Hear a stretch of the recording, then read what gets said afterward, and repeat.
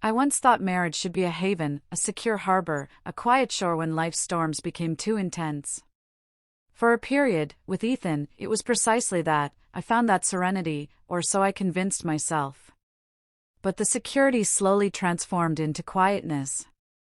Our ardor cooled into civility. And in that stillness, something more ominous began to grow. Ethan and I had been united for 5 years. To an observer, we were the picture of a flourishing pair, elegantly dressed, widely traveled, their interactions smooth and practiced. Yet, within our home, we coexisted more like courteous flatmates than ardent lovers. Our discussions turned functional, our physical connection, seemingly dispensable. I yearned to be truly perceived, not merely glanced at, but deeply understood. He altered gradually. Fewer embraces, greater desire for order. He preferred precision, schedules, habits, clearly defined expectations. Every aspect of our lives needed to adhere to a pre-written plan. I ceased resisting. I stopped requesting more, and it was then I began to detect unsettling signs: his internet search patterns, the volumes he concealed in his desk, the hushed, late-night conversations on his mobile when he presumed I was sound asleep. Then, one evening, it occurred. We were in bed, the room dark, enveloped in the kind of quiet that typically signaled we would turn away from each other and drift off. But Ethan cleared his voice and uttered, "I'd like to explore something new." I faced him. "Like what?" He paused, then articulated it with the same nonchalance he might use to suggest a different dining spot. "I want to observe you with another man." I blinked. "What?" "I've contemplated this for a considerable time. It isn't about you. It's about dominance, or rather, relinquishing it." I chuckled, assuming he was jesting. But his expression, even in the dim light, was grave. "You're not being facetious." He shook his head. A peculiar silence descended upon us then. Not irate, nor uncomfortable, but rather suspended. As if we both recognized that something irrevocable had been uttered. I was unsure of my emotions. I wasn't repulsed, yet I felt no thrill either. I was intrigued, and frightened by this intrigue. Ethan was not one to readily share his private desires, he kept such matters contained. So, for him to voice this, it had to signify something profound, but what? Several days went by, he made no further mention of it. Nor did I, yet it hovered between us, like a persistent fragrance that wouldn't dissipate. Then, one evening, he returned from his workday, loosened his necktie, and presented me with a creased sheet of paper. "What is this?" I inquired. He stared at the carpet. "Names." I unfolded it. 3 were listed: Nico, Trevor, Jay. "You've compiled a list." He confirmed with a nod. "These are individuals I have confidence in. Men who comprehend personal limits." I scoffed. "You propose to your acquaintances that they be intimate with your wife?" "No, I didn't propose. I introduced the concept." "They are amenable." "If you are," he stated, as casually as if we were arranging a dinner party. I gazed at the names. Jay was a friend from his university days. Nico, I hardly knew, a reserved man who had attended a couple of company functions. Trevor. I couldn't recall him. Perhaps someone from his fitness center. "What do you gain from this?" I asked softly. He met my gaze. "I get to perceive you in a new light. Not as solely mine, but as someone untamed, yearned for. I desire that image to be seared into my memory." The notion should have angered me, yet it didn't. It made me feel desired, albeit in a complex, indirect manner. It was the first occasion in months that Ethan had regarded me with genuine longing in his eyes. Still, I offered no affirmative. But neither did I decline. That night, I lay sleepless, mulling it over, the idea of being touched by a new person under Ethan's observation. Was it infidelity if he desired it? Was it improper if I found pleasure in it? The following morning, a text appeared on my mobile from an unfamiliar number. Hello, Claire. Ethan provided me with your contact. I trust that's all right. I'd be pleased to meet for coffee sometime, merely to converse. No obligations. J. I stared at the words for a long duration. He was aware. Jay was aware of everything. Ethan had, in a sense, shared me with him, not in a physical capacity, but through words, through intent. My thumb paused above the display. I considered erasing it, feigning that none of this had transpired. But instead, I composed a reply, certainly, coffee sounds agreeable. As I pressed send, a tremor coursed through me, not of apprehension, but of keen expectation. And I comprehended that perhaps the most secure destination wasn't security itself. Perhaps it was the inferno. Jay appeared precisely as I recollected, self-assured, impeccably groomed, with just enough stubble to temper his allure.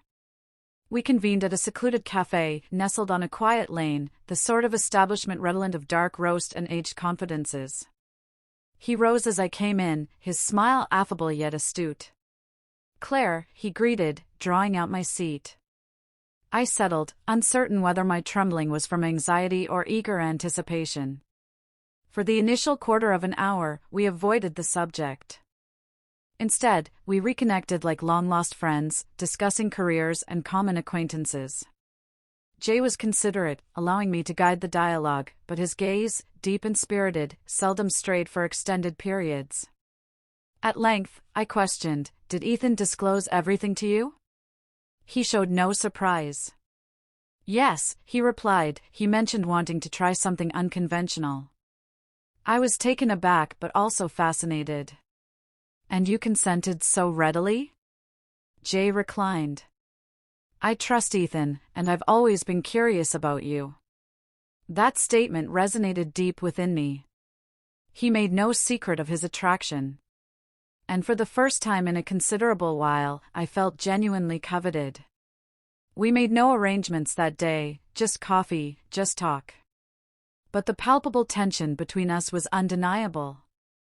Later that evening, I informed Ethan.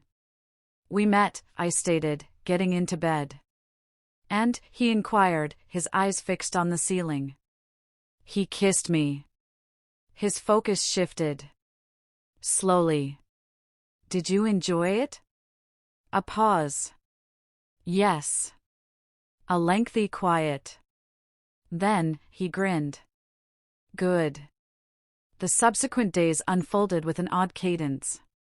Outwardly, life proceeded as normal, but an undercurrent was drawing us toward unexplored regions. Ethan began to observe me more intently, not with distrust, but with desire. The icy gap between us started to close. However, it wasn't affection that took its place, it was a fixation. Saturday came. I stood before the looking-glass, clad in a housecoat, my pulse racing like a trapped bird. Jay was en route. Ethan was downstairs preparing wine, softening the illumination, selecting music. I ought to have felt like an object, perhaps even debased, but instead, I felt a surge of empowerment. This was my decision, my physical being, my narrative. Jay showed up shortly after 8. No sign of nervousness, no wavering. He acknowledged Ethan with a slight inclination of his head, then addressed me as if I were the sole individual present. Are you prepared? He inquired. I assented. We began unhurriedly. A beverage, some casual chat. Ethan occupied the armchair, quiet, observant, not meddling. Jay initiated the first move. A kiss, sure, tender. It unmoored me. His hands moved to my waist as if he were intimately familiar with my form. Garments were removed in discrete stages. My skin tingled with the rush of excitement. The atmosphere in the room was warm, softly lit, charged. Ethan remained silent throughout, yet I could sense his gaze meticulously examining every part of me. Jay murmured in my ear, telling me I was exquisite, desirable. He kissed my throat, my chest, my legs, every place imaginable. And I offered no resistance. I couldn't. I had no wish to. It was an almost dreamlike experience, being touched with such intimacy by another while my spouse looked on in silence from the other side of the room. But the most peculiar aspect was that it didn't register as a betrayal. It felt like a reawakening. Jay proceeded without haste. He wasn't there for conquest. He was there to revere, to discover. And at some point during it all, I lost track of the arrangement, the reasoning, even my own identity. When it concluded, Jay got dressed, pressed one final kiss to my shoulder, and departed with a serene smile. He offered no farewell to Ethan. I remained on the bed's edge, shaking, not from alarm or dishonor, but from the gravity of all that had just transpired. Ethan then approached, seating himself beside me. For a brief interval, he said naught. Then he breathed, "You were magnificent." I regarded him. "Are you all right?" He affirmed. "More than all right. I've never witnessed you like that." He then kissed me, profoundly, insistently, with hunger. And for the first time in many months, I truly felt him. That evening, sleep eluded us. We reconnected with one another, our forms moving in a synchronicity we had long since allowed routine to obscure. I was no longer merely his spouse. I was something untamed, something hallowed, something novel. But as morning arrived and I rested in his embrace, a curious notion entered my thoughts. If this was merely the start, how much further could we venture? And more critically, would we both return unaltered? Following Jay, a change had occurred within me.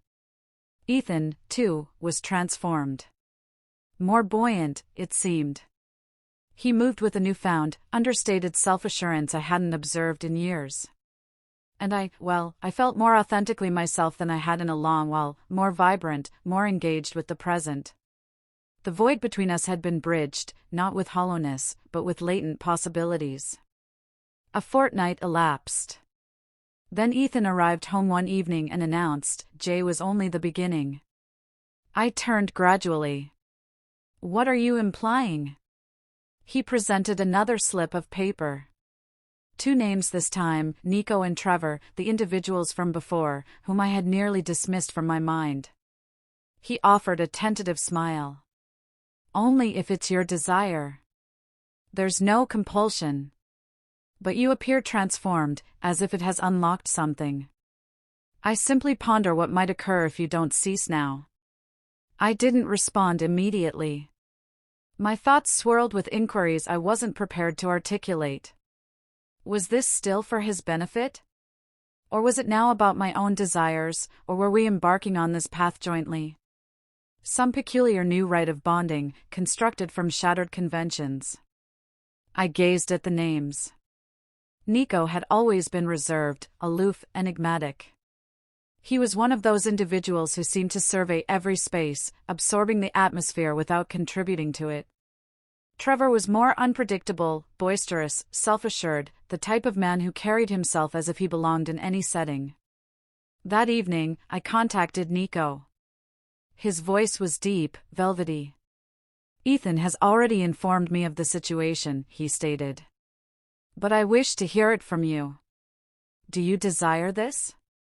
I paused. Then, softly, "Yes, I believe I do." We met several nights thereafter. A hotel room, unpretentious, but immaculate, functional. He ignited a candle on the bureau, stating he wished for the encounter to feel sacred, not sordid. And it did. He touched me as if I were delicate, invaluable, yet not beyond reach. He spoke little, offering only gentle looks and extended silences. He was attentive. He didn't try to force past any resistance in my body, he simply reacted to it. And when it concluded, he embraced me for a time. Not in a romantic sense, but with deference. After his departure, I sent a text to Ethan, "It's completed." He phoned me at once. "I need to see you," he urged. Immediately. Upon my return home, he drew me close before I had even crossed the threshold. That night, we didn't discuss what had transpired. There was no need. Our physical beings engaged in their own dialogue, one filled with fervor, linkage, and even thankfulness. I began to grasp then that this wasn't merely about a private fantasy. It was about experiencing sensation anew, about re-establishing trust in one another, even through the most unconventional means. Then came Trevor. He was distinct from the others, more forceful, more overtly physical. He offered no assurances of tender interludes. "You state your conditions," he declared, "and I will adhere to them. But I won't feign a lack of excitement." We met in a city center apartment. He prepared drinks for us both, put on some low-tempo music, and bridged the gap between us without delay. Trevor didn't proceed cautiously. He didn't restrain himself, and I had no desire for him to. There was an excitement in yielding, in relinquishing command while still maintaining ultimate control. Every interaction between us felt like a taut cord snapping. I submitted entirely that evening, not due to Ethan's wish, but because it was my own. I no longer required persuasion. I no longer sought authorization. When it concluded, Trevor regarded me, his lips forming a gentle smile. "Ethan is a daring individual," he remarked with a smirk. "Indeed, he is." Upon my return, Ethan was there, perched on the bed's edge, his hands interlocked. I neared him deliberately. "Do you wish to know?" He raised his eyes. "Only if you desire to share." So, I did. I recounted everything, not with explicit details, but with honesty, what I experienced, what I enjoyed, what took me by surprise. He listened intently. No condemnation, merely intrigue. Then he uttered words I shall never erase from my memory: "You are more authentically yourself now than I have ever witnessed." And I am proud of that, a sentiment hidden deep, unexpectedly. This undertaking hadn't fractured us. It had forced open something genuine. We didn't pursue this for disarray. We pursued it to experience sensation again, to dismantle the deceptive veneer of security and construct something truthful in its stead. The wider world may never comprehend it. And perhaps that is perfectly acceptable. Because in private, within the bounds of mutual reliance and unconstrained decisions, we discovered something more robust than the facade of flawlessness. We discovered each other.